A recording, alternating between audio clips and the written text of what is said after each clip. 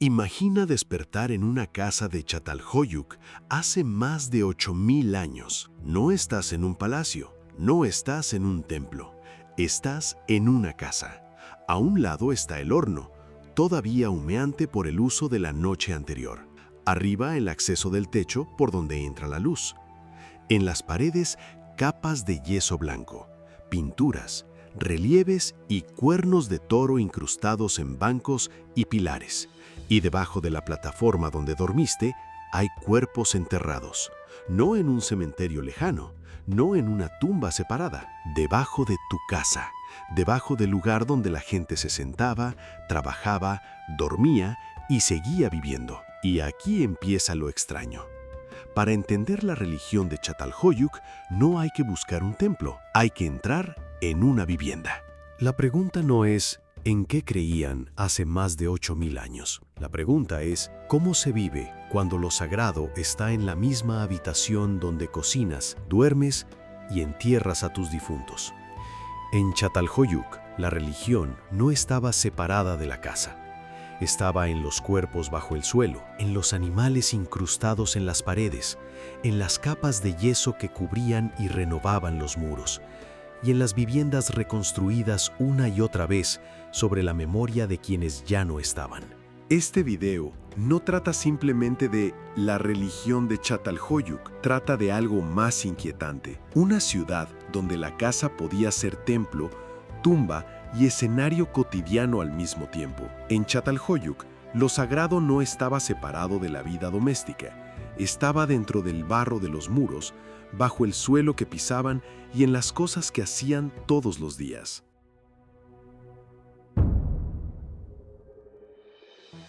Si uno llegara a una ciudad antigua buscando sus lugares de culto, esperaría encontrar lo obvio: un templo, un edificio distinto, más grande, más solemne, más separado del resto. Algo que diga, aquí se reza, aquí se adora.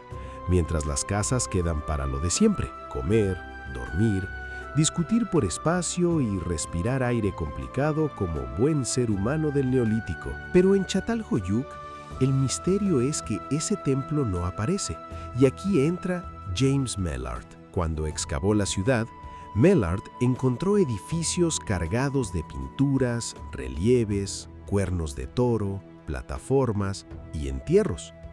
Y pensó, esto no puede ser una casa común, esto debe ser un santuario. Tenía sentido, al menos desde nuestra perspectiva moderna, porque nosotros estamos acostumbrados a separar. Una cosa es la casa, otra la iglesia o la mezquita. Una cosa es cocinar, otra hacer rituales. Una cosa es dormir y otra muy distinta, convivir con cuerpos bajo el suelo. Pero las investigaciones posteriores cambiaron el enfoque. Esos supuestos santuarios también tenían hornos, fogones, herramientas, restos de comida, basura doméstica y señales claras de vida cotidiana. No eran templos separados. Eran casas habitadas con una carga ritual enorme. Y eso es mucho más raro, porque significa que Mellard buscó una categoría reconocible: santuario.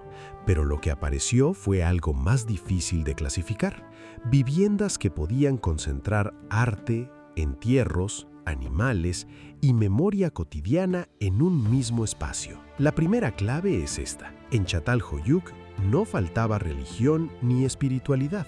Lo que faltaba, o quizá no era necesario, era un edificio especial para separarla del resto, de la vida. Y cuando uno entra en una casa de Çatalhöyük, la cosa se pone todavía más extraña, porque la vivienda no era un espacio cualquiera. No era una habitación puesta al azar, con el horno donde cupo y la cama donde estorbaba menos. Estaba organizada casi como si el suelo tuviera un mapa moral. Al sur estaba la zona del fuego. Ahí bajaba la escalera desde el techo. Ahí estaba el horno. Ahí estaba el fogón. Ahí se cocinaba, se trabajaba, se procesaban alimentos y se acumulaban marcas de uso en las paredes. Era la parte más activa, más intensa, más corporal de la casa, la zona donde la vida hacía ruido. Pero hacia el norte y el este, el ambiente cambiaba. Allí estaban las plataformas elevadas, los muros más cuidados, el yeso blanco, las pinturas, los relieves y los espacios donde la gente descansaba. Y debajo de esas plataformas, en muchos casos, estaban enterrados los difuntos. Entonces la casa quedaba partida en dos mundos. Al sur, fuego, cocina, entrada, trabajo. Al norte y al este, descanso, arte, memoria, entierros. Pero lo importante es que esos mundos no estaban separados por una puerta. No había un templo al fondo y una cocina aparte. Todo ocurría dentro del mismo espacio doméstico. Ese es el punto inquietante. En Çatalhöyük, cocinar y recordar a los difuntos no pertenecían a universos distintos, eran parte de un mismo sistema. La religión no estaba en otro edificio, estaba en lo más íntimo de la vida. Y aquí viene la imagen que cambia todo. En Çatalhöyük no había un cementerio separado al que la gente iba a visitar a sus difuntos de vez en cuando, con ese pacto moderno de los vivos aquí, los ancestros allá. No, los antepasados estaban dentro de la casa. Los cuerpos se enterraban bajo los suelos y sobre todo bajo las plataformas donde la gente se sentaba, trabajaba y dormía. Y no se enterraban extendidos, se colocaban en fosas estrechas, en posición fuertemente flexionada, envueltos o atados con esteras, telas o cuerdas. Por eso podían acumularse tantos entierros en un espacio tan reducido. En una de las viviendas de la ciudad se encontraron 62 cuerpos bajo el suelo. Así que no hablamos de una metáfora bonita sobre vivir sobre la memoria, hablamos de algo literal. Te acostabas sobre una plataforma, apagabas el día y debajo de ti no había simplemente restos antiguos, había una comunidad enterrada. Y aquí viene el detalle que rompe nuestra idea de familia. Los análisis modernos muestran que muchas personas enterradas bajo una misma casa no necesariamente estaban unidas por sangre. En Çatalhöyük, pertenecer no era solo compartir parentesco biológico, era compartir casa, comida, rituales, memoria y finalmente el mismo suelo. La muerte no expulsaba a los vivos del espacio doméstico, se incorporaba a la arquitectura.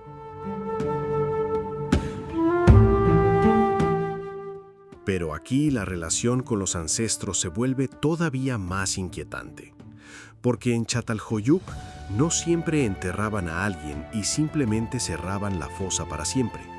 Los arqueólogos han encontrado señales de tumbas reabiertas. Es decir, tiempo después del entierro, algunas fosas se volvían a abrir para recuperar partes del cuerpo, especialmente cráneos. Y eso cambia la imagen por completo. No estamos hablando solo de cuerpos bajo el suelo como una presencia silenciosa. Estamos hablando de restos humanos que podían volver a entrar en la vida social de la casa. Un cráneo podía ser retirado, conservado, trasladado o depositado en lugares importantes de la vivienda. No como un objeto cualquiera, sino como una pieza cargada de memoria. La casa no solo guardaba a sus difuntos, a veces los traía de vuelta al relato del edificio. Y aquí conviene no imaginar esto como una escena de terror barato. Para ellos probablemente no era lo macabro. Era una forma de mantener vínculos, de tocar el pasado, de hacer que ciertos ancestros siguieran participando en la historia de la casa. En Çatalhöyük, la memoria no era una foto en la pared, era algo que podía estar bajo el suelo y que en ciertos momentos podía volver a salir.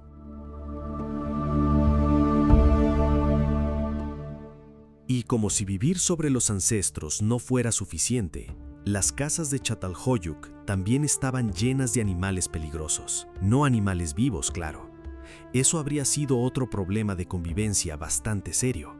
Lo que aparecía dentro de las casas eran partes de animales salvajes, cuernos y cráneos de toros, garras, picos, colmillos, mandíbulas, restos incrustados en bancos, pilares y muros, especialmente los toros. Los bucráneos, cráneos y cuernos de toros salvajes, se integraban en la arquitectura de la casa. No estaban puestos como decoración simpática, tipo me gusta lo rústico. Eran objetos cargados de memoria, poder y peligro. Muchos venían de grandes festines, la comunidad consumía animales salvajes, y después las partes más impactantes, los cuernos, los cráneos, podían conservarse e incrustarse en la nueva arquitectura, es decir, el animal no desaparecía después del banquete, entraba en la casa, quedaba en el muro, en el banco, en el borde de una plataforma, como si la vivienda guardara la memoria física de ese encuentro con lo salvaje. Y esto importa, porque aquí el ritual no aparece como algo limpio, abstracto, separado del cuerpo, aparece hecho de barro, hueso, carne, yeso, comida y recuerdo, una forma de convertir el peligro en memoria, no expulsándolo, metiéndolo en la pared.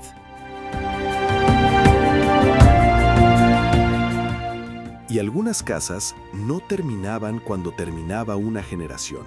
En Çatalhöyük, ciertas viviendas se reconstruían una y otra vez sobre los mismos cimientos, como si el edificio tuviera que conservar su lugar exacto en el mundo. La casa vieja se abandonaba, se rellenaba, se sepultaba y encima se levantaba otra, pero no cualquier otra. Una casa nueva que repetía la huella de la anterior, acumulando entierros, símbolos, objetos y memoria durante generaciones. Los arqueólogos llaman a estas viviendas casas históricas o casas de linaje. Y el nombre tiene sentido. No eran casas importantes porque fueran más lujosas o monumentales. Eran importantes porque habían acumulado tiempo. Habían acumulado cuerpos, habían acumulado rituales, habían acumulado historias enterradas bajo el suelo y fijadas en los muros. Algunas podían concentrar cantidades excepcionales de entierros y decoración simbólica, y eso las convertía en algo más que viviendas. Eran archivos hechos de barro. En una ciudad sin templos separados, estas casas funcionaban como centros de memoria. No porque dejaran de ser domésticas, sino precisamente porque seguían siendo casas. Ese es el punto. En Çatalhöyük, una casa podía cocinar, dormir, enterrar, recordar y fabricar pertenencia al mismo tiempo. Y mientras más generaciones pasaban por ella, más pesada se volvía su memoria. Y aquí vale la pena frenar un segundo, porque quizá el problema está en la palabra religión. Cuando nosotros decimos religión, solemos imaginar un sistema separado, un templo, un culto, un sacerdote, un espacio especial para dejar la vida cotidiana afuera. Pero en Çatalhöyük, esa separación no funciona tan bien. Lo que vemos no es una religión apartada de la casa, sino una serie de prácticas incrustadas en la vida diaria. Cocinar, dormir, enterrar, reconstruir, enlucir paredes, conservar cráneos, incrustar cuernos, recordar a los difuntos. Tal vez para ellos, lo sagrado no era algo a lo que se iba, era algo que se hacía. Se hacía al mantener una casa, se hacía al tapar y repintar un muro, se hacía al enterrar a alguien bajo una plataforma, se hacía al conservar un cráneo, se hacía al incrustar un cuerno, se hacía al reconstruir una vivienda sobre la memoria de otra. Entonces la pregunta cambia, no es ¿dónde estaba el templo de Çatalhöyük? Es ¿qué pasa si el templo era la forma misma de vivir? Y entonces, al final, quizá la pregunta no es ¿dónde estaba el templo de Çatalhöyük? La pregunta es ¿por qué nosotros esperábamos encontrar uno? Porque esa expectativa dice más de nosotros que de ellos. Nosotros imaginamos lo sagrado como algo separado, contenido, marcado por un edificio especial. Pero en Çatalhöyük, la casa hacía ese trabajo, guardaba cuerpos, conservaba imágenes, encerraba recuerdos, exhibía animales peligrosos, repetía la huella de generaciones anteriores. Para nosotros, una casa suele ser el lugar donde termina el mundo exterior. En Çatalhöyük, la casa era exactamente lo contrario. Era donde el mundo visible y el invisible se tocaban. Y por eso esta ciudad incomoda tanto, porque nos recuerda que una vivienda nunca es solo un techo sobre la cabeza. También puede ser una tumba, un archivo, un altar, una memoria hecha de barro. Y en Çatalhöyük, todo eso ocurría en el mismo lugar donde alguien preparaba la cena.